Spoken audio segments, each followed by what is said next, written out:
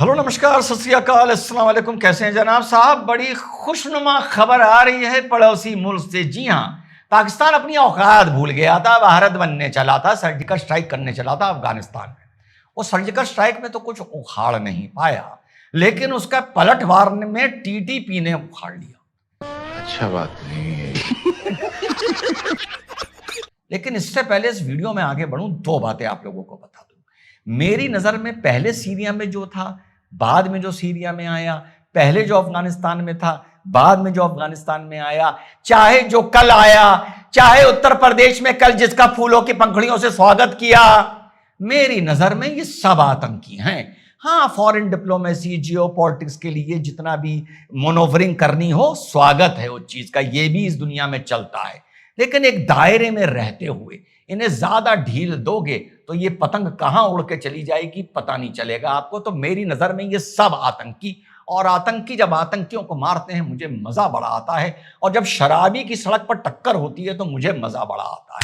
तो वही मुझे अब आ रहा है। मजा आ गया। तो जो इन्होंने सर्जिकल स्ट्राइक करा था उसका बदला टीटीपी ने साथियों देरा इस्माइल खान खैबर पख्तूनख्वा में जबरदस्त लिया है। माशाअल्लाह साहब, वहां एक पुलिस एकेडमी है, हसन खेल पुलिस एकेडमी। लगभग 200-250 वहां रिक्रूट्स थे, बड़ा हाथा था, फौज भी लगी रहती है, पुलिस लगी रहती है। वहां पर 7 आतंकी पहुंचते हैं और वहां पर 1 या 2 सुसाइड अटैक ब्लास्ट करते हैं और गेट डिस्ट्रॉय होता है, गाड़ी लेके जाते हैं।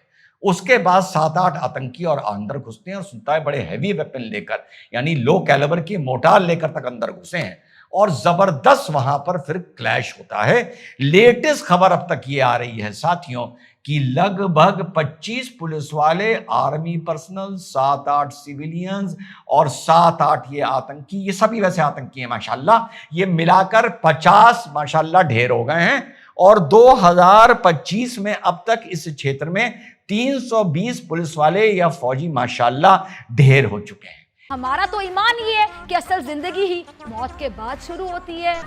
ये सारे बबूल इसी मुल्क ने बोए थे, पर इसी मुल्क ने जो बबूल बोए थे तो पड़ोस से टीटीपी आया, उसने कहा अब तो भैया पाकिस्तान में भी फुल शरीयत होगी।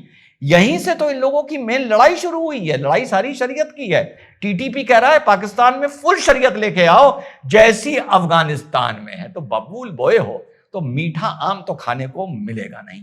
और इसके अलावा कुनूर से लेकर पूरा हेलमंद तक, ये तो एक सुसाइड अटैक का हो गया, पूरे में बड़े हैवी वेपन से क्लैशेस इनके पूरे बॉर्डर पर चल रहे हैं। और पाकिस्तान ने भी इसको ये एक्सेप्ट तो नहीं किया था कि हमने काबुल पर अटैक किया या ये किया है, पर कहा था इनफ इज इनफ और हम पलटवार करने का दम रखते हैं। और इस पर तालिबान ने भी कहा था कि हम भी तुम्हें नहीं छोड़ेंगे। तो अब तालिबान, पहले तो यह था कि ऑफिशियली तालिबान कहता था नहीं हमारा कोई मतलब नहीं है, अब तालिबान प्लस टीटीपी मिल के भिड़ंत हो रही है माशाल्लाह पाकिस्तान के साथ।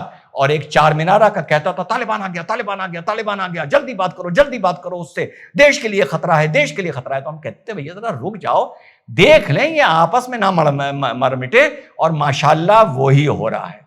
अब बात करते हैं दूसरी मजेदार खबर। JEM क्या है?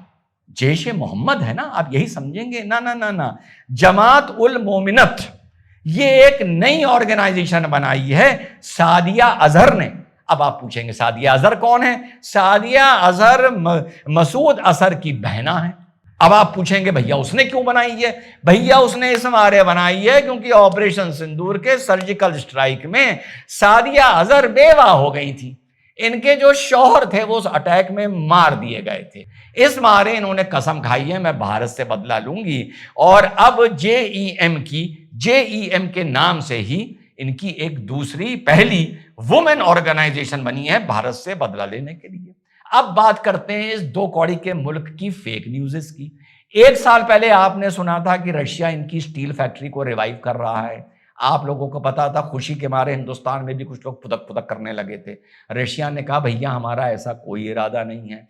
1 महीना पहले खबर आई कि रशिया JF-17 के engines, upgraded engines directly Pakistan को दे रहा है। रशिया ने कहा भैया हिंदुस्तान और हमारे रिश्तों को डिस्टर्ब करने के लिए कौन ये फेक न्यूज़ उड़ा रहा है। इस पर मैंने आप लोगों को याद होगा एक वीडियो भी बनाया था। अब फेक न्यूज़ कौन उड़ा रहा है मुझे नहीं पता, लेकिन चाहे स्टील का बात हो, चाहे अपग्रेडेड इंजन्स की बात हो। सवाल पूछते दोनों में कांग्रेस के प्रवक्ता नजर आए थे। अब आप लोग खुद समझ जाइए ये फेक न्यूज कहां से आती है और कौन इसको बढ़ावा देता है। तीसरी खबर आनी शुरू हुई मेरे भाई कि अमेरिका पाकिस्तान को upgraded AMRAAM air to air missiles दे रहा है। अभी 3 दिन पहले, एक दिन पहले अमेरिका ने इसका खंडन किया, क्या भैया कोई नहीं दे रहे हैं, जो उनके पास पहले से हैं उसका जो मेंटेनेंस होता है उस मेंटेनेंस कॉन्ट्रैक्ट का रिवाइवल हुआ है, हम कोई अपग्रेडेड मिसाइल इन लोगों को नहीं दे रहे हैं। उसके बाद आप लोगों को ऑपरेशन सिंदूर में याद होगा एक स्क्वाड्रन लीडर शिवांगी सिंह हुआ करती थी। कैसे याद होगा? फर्स्ट राफेल की स्क्वाड्रन लीडर हुआ करती थी। हल्ला मचा था कि साहब, और हिंदुस्तान में भी बहुत से लोग पुतक पुतक कर रहे थे कि एक राफेल जो मारा गया है वो शिवांगी सिंह उड़ा रही थी और शिवांगी सिंह पाकिस्तान के कब्जे में पहुंच चुकी हैं। याद है ना वो पूरी घटना शिवांगी सिंह की? और बड़े सवाल पूछे जा रहे थे, कहां है शिवांगी सिंह, कहां है? पता है शिवांगी सिंह कहां थी? तम्बरम एक जगह है सदर्न इंडिया में, शिवांगी सिंह वहां थी। पता है क्या कर रही थी? क्वालिफाइड फ्लाइंग इंस्ट्रक्टर का कोर्स कर रही थी 3 महीने का। यहां थी शिवांगी सिंह, तो बड़ी मुश्किल से ढूंढने से मिली हैं। और 2-3 दिन पहले एक बड़ी सेरेमनी में 59 एयरफोर्स पर्सनल्स को, देश के और बाहर के भी, उन्हें QIFI बैच से सम्मानित किया गया है, क्वालिफाइड फ्लाइंग इंस्ट्रक्टर। ये एक तरह से एक नेक्स्ट लेवल होता है एक पायलट का, कि अब आप इतनी पारंगत हो गई हैं कि खुद तो छोड़िए, आप दूसरों को फ्लाइंग इंस्ट्रक्शंस दे सकती हैं। इसको एक तरह से प्रमोशन, बहुत बड़ा एक ऑनर माना जाता है। तो 3-4 महीने से शिवांगी सिंह स्क्वाड्रन लीडर वहां पर ट्रेनिंग हासिल कर रही थी और उनको 2 दिन पहले बैच मिला है। और हिंदुस्तान में भी बहुत से लोग पूछ रहे थे शिवांगी कहां है, शिवांगी स्क्वाड्रन लीडर शिवांगी सिंह कहां है? तो शिवांगी सिंह यहां है। तो ये वो मुल्क के माशाल्लाह हालात हैं जिसका हम लोगों को मौके का चौका मानना चाहिए। हमारे चेहरों पे चमक नजर आनी चाहिए। कुछ हमें जियोपॉलिटिक्स के लिए, इन बाकी चीजों के लिए एडजस्टमेंट, मनोवरिंग करनी चाहिए, लेकिन नागिन बन के इनके सामने लौटना नहीं चाहिए।